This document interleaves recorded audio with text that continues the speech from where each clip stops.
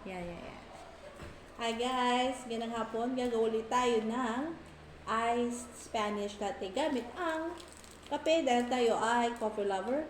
So, ang mga kailanganin natin, of course, milk, Nescafe, baso dahil dalawa kami ng anak ko ang iinom.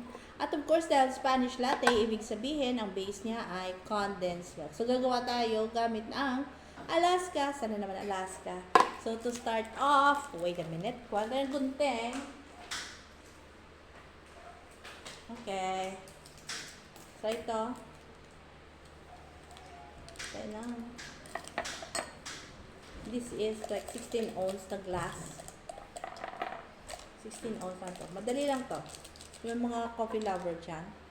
Okay, and then, medyo matagal-tagal to. Wait a minute. Oh, ayan. Teka, buksan ko muna. Meg, could you please give me the opener? Lagyan natin ng konting water para lang mag-mix. Konting water lang para medyo Meg, ano ka pa ng ice? Okay, hopefully mag-mix. O sadyang mahina lang talaga tong frother ko. Okay. Alright, this is just okay, and then we're going to put water. Ay, no ice. Again guys, I'm sorry, malalaking tipak ng ice ko. I'm sorry. I'm sorry. Malalaking tipak ng ice namin dito sa bahay. O yan, malaki. Ay.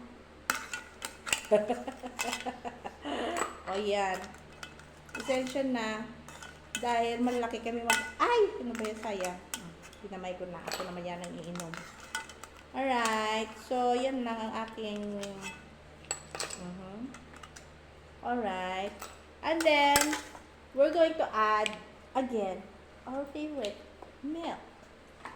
See that? Eehee! And get the straw, Miguel. There's a pantry. Please enjoy. Eehee! Alright na.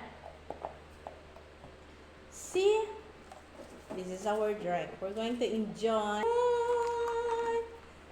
Kape tayo. So, anytime gusto nyo magkape, I can make you a good coffee at home. Bye-bye! Kape na!